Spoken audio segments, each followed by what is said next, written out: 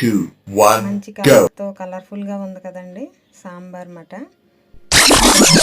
కూడా ఉంది. మంచి వాసన, అది మరుగుతుంటే గుమగుమలాడిపోతుంది.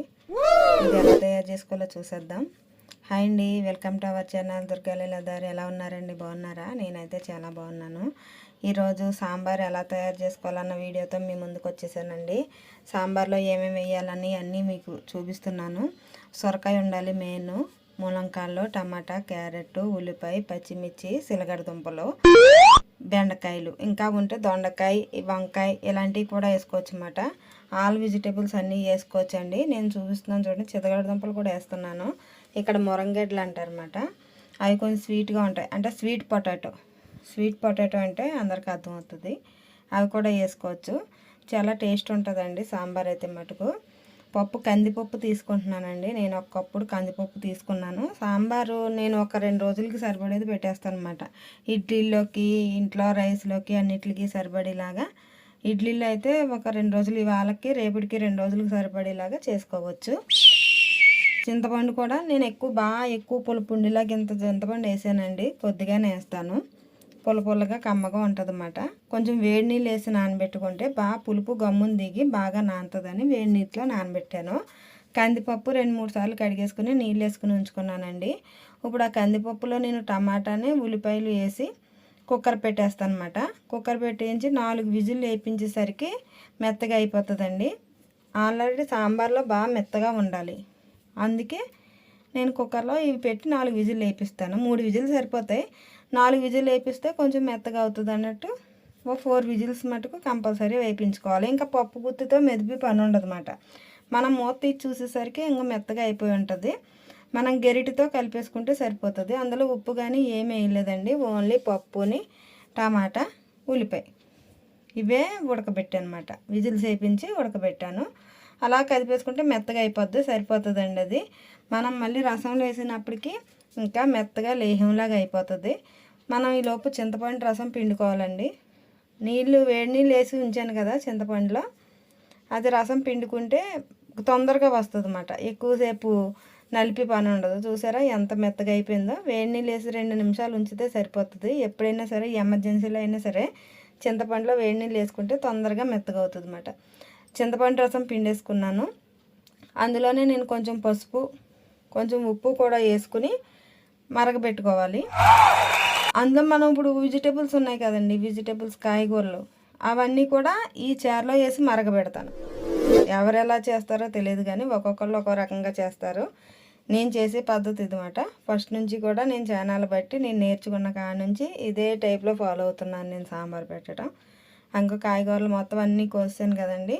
పచ్చిమిర్చి, ములంకాయలు మొత్తం సమస్తం అన్నీ వేసేయటమే. ఇందులో బాగా మెత్తగా అవ్వవు. ఇందులోని మామూలు సొరకాయ కొంచెం మెత్తబడితే సరిపోతుంది. సొరకాయ కూడా మధ్యలోని గింజలు ఉంటాయి కదండి, అవి తీసేసి నేను కోసుకున్నాను. మీకు క్లియర్గా కనిపిస్తున్నాయి కదా. క్యారెట్ అవి నేను పొడుగ్గా కోసుకున్నాను. ఆ చారులో వేసేసి మనం మరగబెట్టుకోవాలి. బాగా మరగాలన్నమాట. ఆ రసంతో పాటు బాగా ఉడుకుతుంది. పప్పు అయితే మనం పక్కన పెట్టి ఉంచుకున్నాం, ఇంకా ఇందులో వేయలేదు. అవన్నీ ఉడికి చారు మరుగుతున్నప్పుడు నేను బెల్లం వేసానండి. ఆ క్లిప్ మిస్ అయింది, అది చూపిస్తున్నాను మీకు. నేను కొంచెం బెల్లం ముక్క మటుకు కంపల్సరీ వేస్తానండి సాంబార్లో. ఒకటి పులిపి కనిపిస్తుంది, లేకపోతే కొంచెం సాంబార్లో కొంచెం బెల్లం ముక్క వేసుకుంటేనే టేస్ట్. ఎవరికైనా తెలియకపోతే ఇలా ట్రై చేయండి ఒకసారి. అలా అవన్నీ వేసేసి మూత పెట్టకూడదండి. మూత పెట్టామంటే పొంగిపోతుంది అన్నమాట. మూత పెట్టకుండా అలాగా హై ఫ్లేమ్లోనే మరగబెట్టుకోవాలి. అది మరిగేటప్పుడు నేను కొంచెం ఇంగువ వేస్తున్నానండి. రసంలోని, పులుసుల్లోని నేను ప్రతి దాంట్లో ఇంగువ వేస్తాను. బయట షాపుల్లో దొరుకుద్ది. ఇంగువ వేసాను. ఇంగువ వేసాక అల్లం వెల్లుల్లిపాయ పేస్ట్ వేసానండి. అప్పటికప్పుడు దంచుకున్నది వేసాను అన్నమాట. అందులో కొంచెం ధనియాలు, కొంచెం మిరియాలు, అల్లం వెల్లుల్లిపాయ ఇవి కొంచెం పేస్ట్ కింద పట్టుకుని అది వేసుకున్నానండి. అందులో ఇంకా సాంబార్ పొళ్ళు ఇంకా అన్నీ ఏమీ వేయనండి, ఓన్లీ అదే. ఇంకా బయట ఏమీ కొనేయటం ఉండదు. సాంబార్ స్మెల్ అయితే అల్లం వెల్లుల్లిపాయ పేస్ట్ అవన్నీ వేసినప్పటికీ, అది మరిగినప్పటికీ మంచి స్మెల్ వస్తుందండి. చాలా బాగుంటుంది టేస్ట్ కూడానే. మరిగిపోయింది. అందులో ఇంకా పప్పు కూడా వేసేసానండి. నేను ఉడికించుకున్న పప్పు కూడా వేసేసాను. చాలాసేపు మరగాలి, కొంచెం టైం ఎక్కువ పడుతుంది. కొంచెం అలా చేస్తాం, మరగబెట్టుకోవాలండి. ఎక్కువ మరగబెట్టుకుంటే రసం అనేది పాడవకుండా ఉంటుంది అన్నమాట. సాంబారు పాడవకుండా ఉంటుంది. మరగలేదనుకో తొందరగా పాడవుతుంది. ఇది ఇడ్లీలోకి రైస్లోకి మనం ఏదైనా చికెన్ ఫ్రై చేసుకుని సాంబార్ పెట్టుకున్నా చాలా బాగుంటుందండి. బగారా రైస్లోకి ఇవన్నిటిలోకి బాగుంటుంది సాంబారు.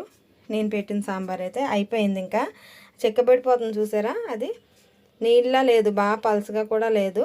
పప్పు వేసాక చిక్కబడుతుంది అన్నమాట. అందులో లాస్ట్లో కొంచెం కొత్తిమీర వేసుకుంటున్నాను. కొత్తిమీర వేసేసుకుని మనం పక్కన పెట్టేసుకోవటమే. ఇప్పుడు అందులోకి తాలింపు సరుకులు వేసుకోవాలండి. తాలింపు వేస్తాను నేను లాస్ట్లో.